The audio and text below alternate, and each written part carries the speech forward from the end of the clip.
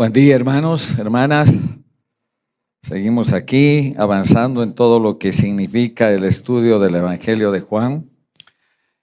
No sé cuántos meses ya estamos, pastor, a ver, ayúdeme. ¿Estamos 7?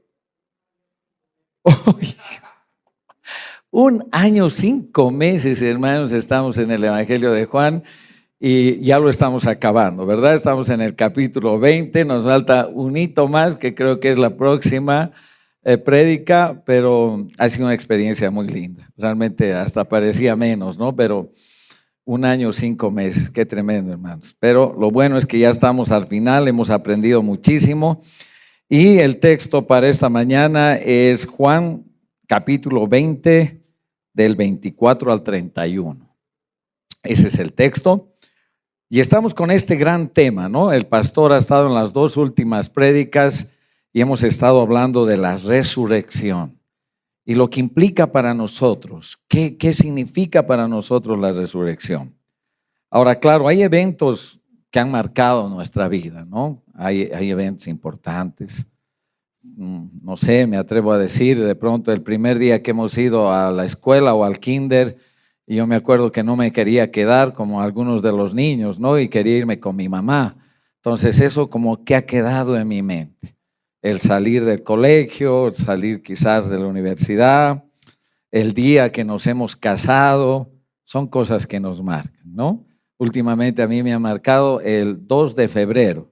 Y ustedes me dirán, ¿por qué el 2 de febrero? Porque el 2 de febrero ha nacido el único nieto que tengo por el momento.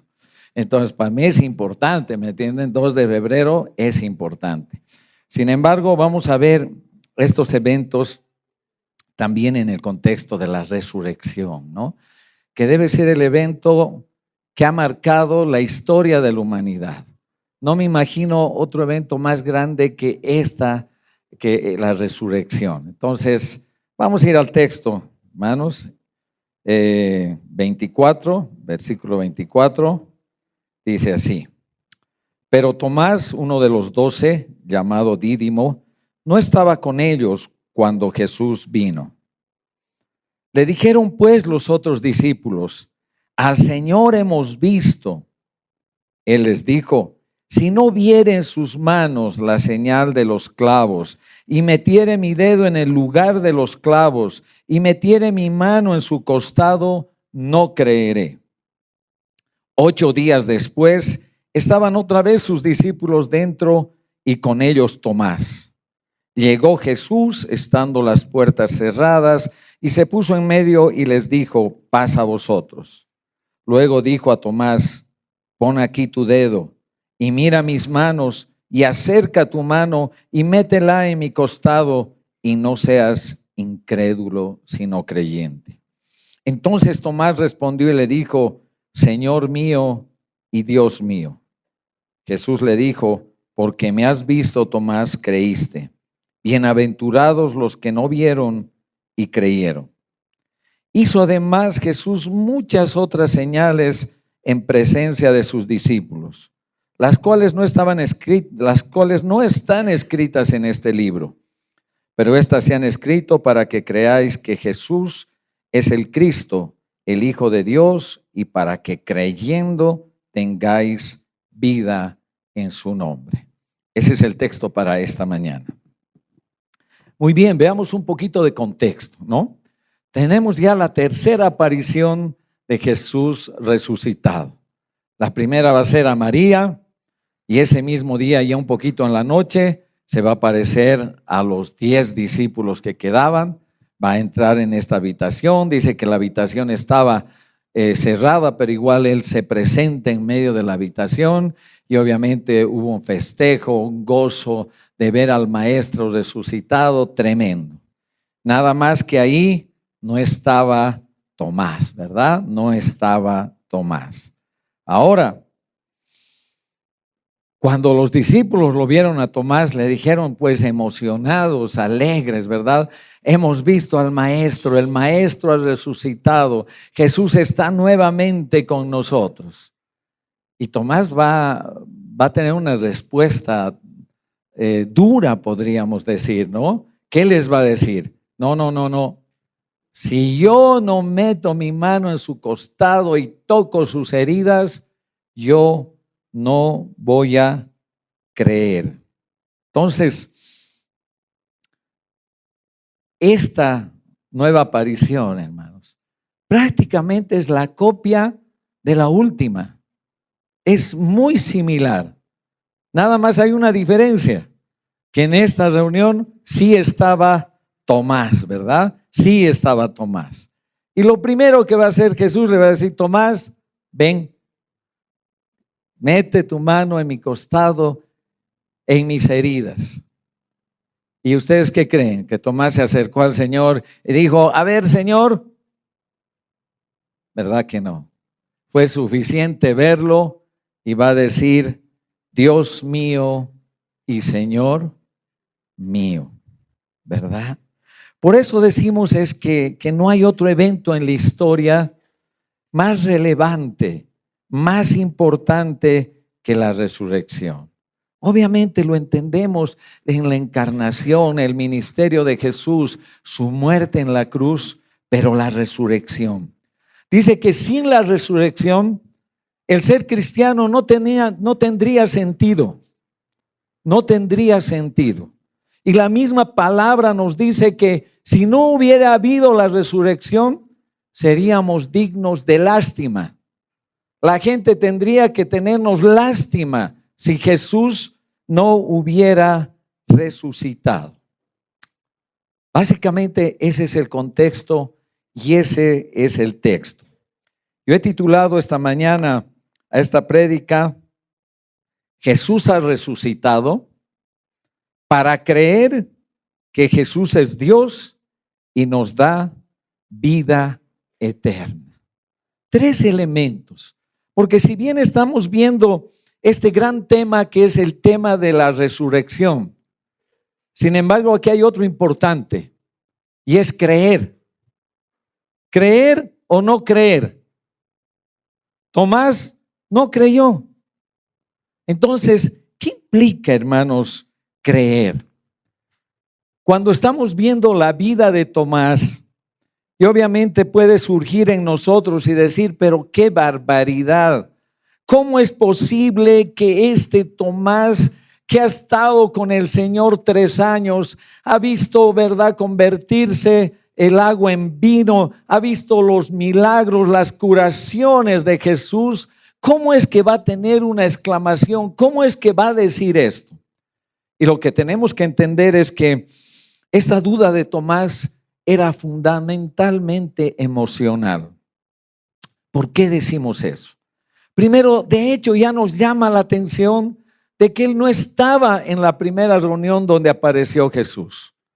Podemos inferir, podríamos decir, hermanos, que Tomás estaba en tal depresión, emocionalmente estaba deshecho, que de pronto no quería ni reunirse con los otros discípulos. Había estado convencido de que Jesús era el Mesías. Estaba convencido que Jesús era Dios. Lo había acompañado los 3 años. Sin embargo, no habían terminado de entender muchas veces que Jesús iba a morir en la cruz. Y ellos pensaban que Jesús iba a estar siempre con ellos. No tuvieron la valentía de enfrentarse a que Jesús iba a morir en la cruz, ¿verdad? Entonces, el Mesías no puede morir. Es que Dios no puede morir. Y cuando Jesús murió, el mundo de Tomás se vino abajo. Todo lo que él había creído, todas las esperanzas que tenía, todas las expectativas de un cambio trascendental para la humanidad ya no existían. Porque queramos o no, hermanos y hermanas, la muerte muchas veces parece el punto final. Y seguramente todos los que nos hemos enfrentado a la muerte de un ser querido, ¿verdad? Qué doloroso es. Porque ya no está entre nosotros, ya no lo vemos más. Y nos parece el punto donde ya no hay retorno. Es por eso que Tomás ¿verdad? Después de haber sufrido la muerte de Jesús, y cuando sus compañeros le dicen, hemos visto al maestro, lo que él está diciendo, ¿saben qué? No quiero una nueva desilusión. No quiero volver a creer, porque voy a volver a sufrir. Y por eso entendemos esta exclamación y esta incredulidad de Tomás. Y aquí, ¿cuántas veces nos sucede esto? ¿Cuántas veces le podemos decir al Señor, muchas veces después de haber leído un texto, después de haber escuchado una prédica, decir, Señor, contigo yo hasta la muerte, contigo yo lo que sea, vamos adelante? Pero cuando nos enfrentamos a la realidad, cuando nos enfrentamos a la prueba, ¿verdad? Nos venimos abajo. Nos venimos abajo. Ahora, qué importante, hermanos, pensar que nuestra fe no es una fe subjetiva, sino es una fe histórica. Porque fíjense que tampoco le estaba pidiendo una cosa sumamente extraordinaria a Tomás el Señor, y por lo que de pronto hasta cierto punto lo recrimina. No es que le dice, Tomás, levántate en la mañana con la convicción de que es resucitado. No es así. Los 10 discípulos van donde Tomás y le dicen, Tomás, el Señor ha resucitado. Le dan una evidencia, le dan una revelación, le dan un conocimiento, le dan una información. Tomás, el Señor ha resucitado. Y Tomás decide no creer. Entonces, la fe que nosotros profesamos como cristianos evangélicos, hermanos, tenemos que entender que tiene una evidencia histórica. No creemos en un Dios místico, no. Nosotros creemos en un Dios que se hizo hombre, tuvo un ministerio en la tierra, murió en una cruz y resucitó históricamente en una etapa determinada de la historia, cuando Poncio Pilatos era gobernador, ¿verdad?, de Judea, Herodes era el llamado rey de los judíos. Una evidencia histórica, si ustedes me permiten decir científica, de que nuestro Señor Jesucristo, siendo Dios, se hizo hombre. Tenemos un asidero histórico. Es ese Dios viviendo entre nosotros. Por eso es que decimos que para nosotros la fe de un cristiano no es solamente ciertas reglas, normas, un mantra religioso que tenemos que repetirlos, no. Para nosotros los cristianos evangélicos, nuestra fe es una persona, y esa persona es Cristo. Nuestra fe está cimentada en la encarnación, ministerio terrenal, muerte y resurrección de Jesús. Y Jesús le va a decir a Tomás, dichosos los que no ven y creen. Ahora, hermanos, qué tremendo, ¿no? Porque ¿cuántos de nosotros lo hemos visto a Jesús? ¿Cuántos hemos visto sus heridas? Yo creo que de aquí, ¿verdad? Ninguno. Entonces, ¿cómo está cimentada nuestra fe, hermano Víctor? Y hermanos, nuestra fe está basada en la evidencia. Nuestra fe está basada en testimonio. Nuestra fe está basada en la palabra de Dios.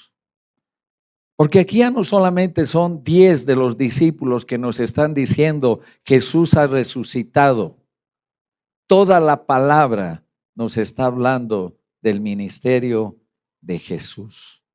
Y esta es la evidencia sobre la que descansa nuestra fe que procesamos, que decimos tener. Ahora yo entiendo mejor este verso que está en Romanos y dice así: Así que la fe es por el oír y el oír por la palabra de Dios. Qué importante. Y vamos a volver a tocar este tema para que ustedes estén más convencidos. Entonces, hermanos, esta fe que nos está pidiendo Dios no es un salto al vacío, no es un salto a la nada, no es en creer cualquier cosa. No, nuestra fe está cimentada en la evidencia de la revelación de la palabra de Dios. Ese es el testimonio que ha dejado Dios para nosotros. Primer punto.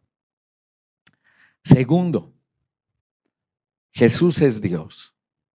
Y aquí hay algo bien lindo, ¿no? Bien interesante. Cuando Tomás dice, no voy a creer hasta no ver, ¿estaba Jesús ahí? No estaba. ¿Y qué es lo que primero hace Jesús en la siguiente aparición que estamos estudiando? Que Tomás, ven. ¿Por qué? Porque Jesús ya había escuchado, ya sabía de la incredulidad de Tomás, ¿verdad? Entonces, esas heridas, hermanos, esas heridas con las que se presenta Jesús, también nos muestra que este Jesús resucitado es el mismo Jesús que estuvo muerto en la cruz y ahora estaba en medio de sus discípulos. Otra cosa que a mí me llama la atención es que fíjense, y esto atiéndanme, creo que esto es importante. ¿Por qué Jesús apareció nuevamente en una escena casi idéntica a la que había sucedido una semana antes? ¿Saben por qué? Por una sola persona. ¿Por quién apareció otra vuelta a Jesús una semana después? Por Tomás. Ya había aparecido a los otros discípulos, pero esta vez, hermanos, solamente apareció por Tomás. Porque él ya sabía que Tomás estaba con un corazón adolorido, que había sido frustrado, que había tenido una desilusión, que había sucedido algo que de pronto él no esperaba. Sabía que tenía que presentarse delante de Tomás. Y eso me muestra el cuidado que tiene el Señor por cada uno de nosotros. Yo creo que hay cosas que ni siquiera las expresamos, hermano. Que ni siquiera las expresamos, pero que el Señor ya sabe que están en nuestro corazón. Y Él es un Dios tan cercano que va a estar presente, nos va a acompañar, nos va a revelar, nos va a corregir, si ustedes quieren también llamarlo. Porque eso me muestra cómo es que Jesús, solo por Tomás, nuevamente se presentó en esa reunión. Jesús no va a escatimar esfuerzo para demostrarte que Él está junto a ti, que Él conoce tu corazón, que Él conoce tus preguntas, que Él conoce tus dudas, que Él conoce tus inquietudes y muchas veces que aún Él conoce tu falta de fe, porque eso es lo que yo veo en el texto. Y aquí otra cosa bien linda, porque piense que Tomás no le va a decir, uy, qué lindo maestro, estás con nosotros, Jesús maravilloso, tú eres Dios, por eso estás. No. ¿Saben qué le dice Tomás? Dios mío y Señor mío. Una exclamación profundamente personal. Personal. Tú no solamente eres Dios, tú no solamente eres Señor, sino que tú eres mi Dios y eres mi Señor. Una diferencia cualitativa, hermanos. Dice que cuando el Señor venga, muchos le van a decir: Señor, Señor, yo profeticé en tu nombre. Yo hice esto en tu nombre. Yo hice esto otro en tu nombre. ¿Qué les va a decir el Señor? Apártense de mí, porque nunca los he conocido. No es suficiente creer que es Dios. No es suficiente creer que es Salvador. No es suficiente creer que es Señor. La gran pregunta aquí ¿es tu Salvador? ¿Es tu Señor? ¿Y es tu Dios? Porque eso es lo que le va a decir Tomás. Tomás va a decir eso porque es la confirmación del yo soy. El yo soy antes que Abraham. Yo soy antes que Moisés. Yo soy la resurrección y la vida. Yo soy la resurrección y la vida. He vencido a la muerte y he vencido al pecado. Porque la muerte nunca va a tener la palabra final ni el punto final. Porque Jesús ha vencido a la muerte. Y ese es el punto número 3. Vida. Vida eterna. Jesús es el primogénito de la resurrección. Y significa que si es el primogénito, hay muchos que vienen detrás. ¿Quién viene detrás en esta resurrección? Nosotros. Nosotros. El último martes, mientras estábamos dando aquí una enseñanza, una hermana que no asiste los domingos, pero va los martes, me decía: Víctor, a ver, realmente, pero yo quiero que me digas realmente si tú crees que después de la muerte hay resurrección. ¿Realmente lo crees? Yo le decía: todos los cristianos, si morimos, morimos en la esperanza de la resurrección. ¿Por qué? Porque Jesús ha resucitado. Porque Jesús ha resucitado. Nuestro cuerpo será resucitado. ¿Y saben qué? No es una resurrección mística. Es una resurrección que también va a ser un evento histórico. ¿Me entienden? No sabemos cuándo, pero va a haber un momento en la historia humana, si quieren llamarle, donde vamos a resucitar. Porque eso está escrito en la palabra de Dios. Entonces, hermanos, por eso es importante la resurrección. Paso a las aplicaciones. Yo creo que hay muchas aplicaciones, hermanos. Y realmente hay más de 3, pero permítanme mencionar 3. Qué lindo saber que Jesús conoce tus frustraciones. Conoce, hermanos, nuestros desencantos, nuestras desilusiones, nuestras luchas. Así como conocía lo que estaba pasando exactamente con Tomás. Y no nos va a dejar así. Jesús hubiera dicho: bueno, Tomás no cree, su problema, listo. No. Se tomó la molestia, hermanos, si quieren ustedes así. Se tomó la molestia de volver a aparecer solamente para confirmar la fe de Tomás y sanar su corazón. Dios es un Dios tan cercano,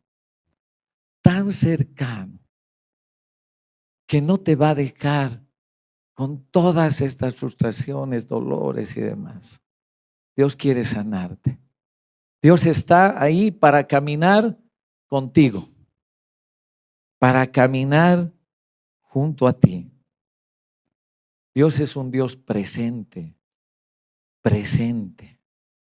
Aunque muchas veces podríamos pensar y decir, Señor, ¿dónde estás? ¿Dónde estás en esta aflicción? ¿Dónde estás en este problema? Jesús está ahí cerquita y te conoce. Y como decía y lo repito, Dios es tan sabio, tan poderoso, que a veces hay cosas que ni nos atrevemos a expresar, pero que están aquí en nuestro corazón. Y Dios ya la sabe. Y Dios ya la sabe. Conoce tus debilidades y conoce tus fortalezas.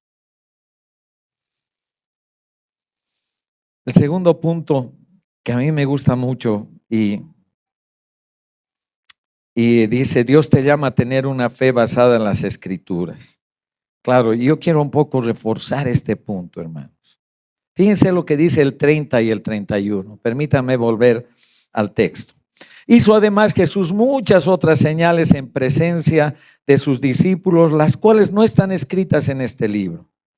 Pero estas se han escrito para que creáis que Jesús es el Cristo, el Hijo de Dios, y para que creyendo tengas vida en su nombre. ¿Sí ha escrito todo lo que ha hecho Jesús? No. Pero sí ha escrito lo suficiente para que creamos. No falta nada ni sobra nada. Y aquí tenemos la palabra. No reconozcan la Biblia del pastor, por favor. Pero hermanos, aquí está. Aquí está.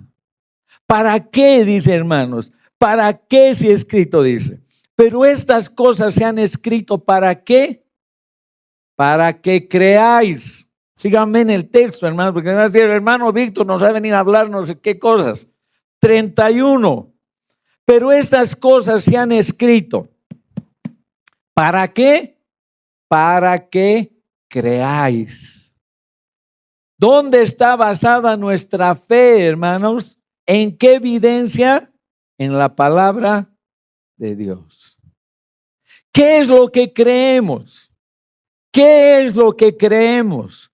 Que Jesús es el Cristo, el Hijo de Dios. En estos días me han dicho, un católico,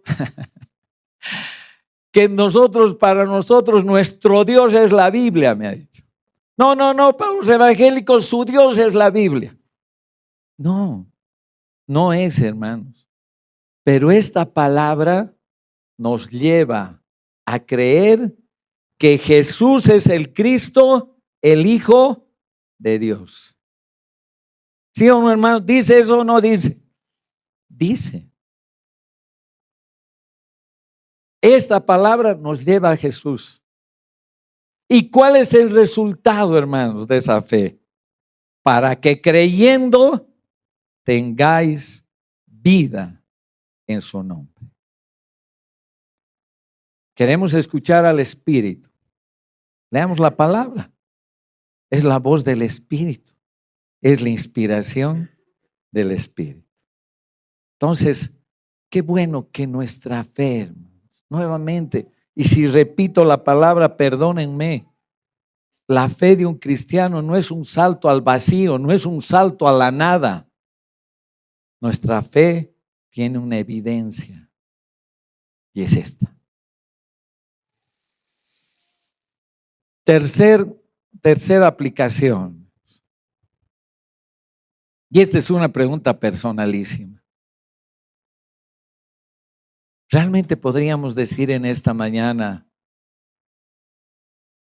tú eres mi Dios y tú eres mi Señor? Tú eres mi Salvador. Hermanos, no es suficiente nuevamente creer que Jesús es Salvador, es Dios y Señor. No.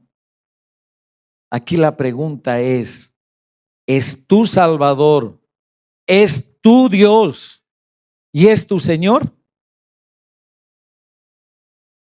Esa es la pregunta. Vamos a orar.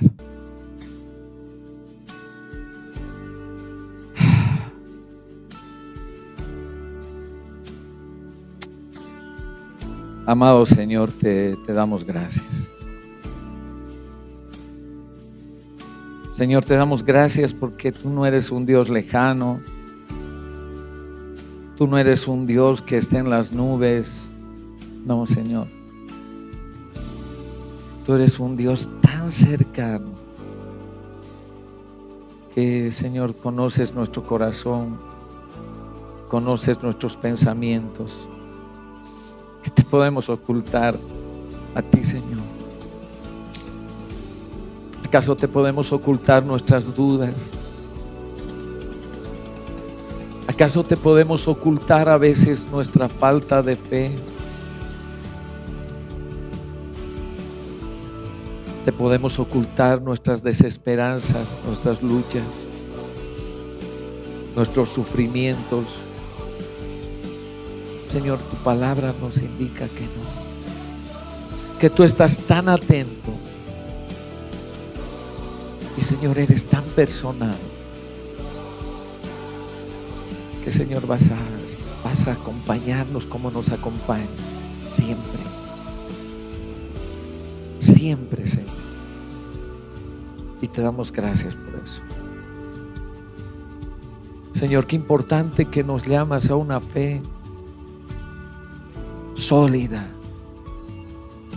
una fe basada en tu palabra, en tu revelación. Por eso es que estas cosas han sido escritas, para que creamos que tú eres el Cristo, el Hijo del Dios viviente. Y esta fe, Señor, se traduce en vida eterna. Finalmente, esta pregunta tan personal, Señor, tan personal. Eres nuestro Dios, eres nuestro Señor. Podemos decir con absoluta convicción, así como Tomás: mi Dios y mi Señor. Que esto sea una realidad en nuestras vidas. En el nombre de Jesús. Amén.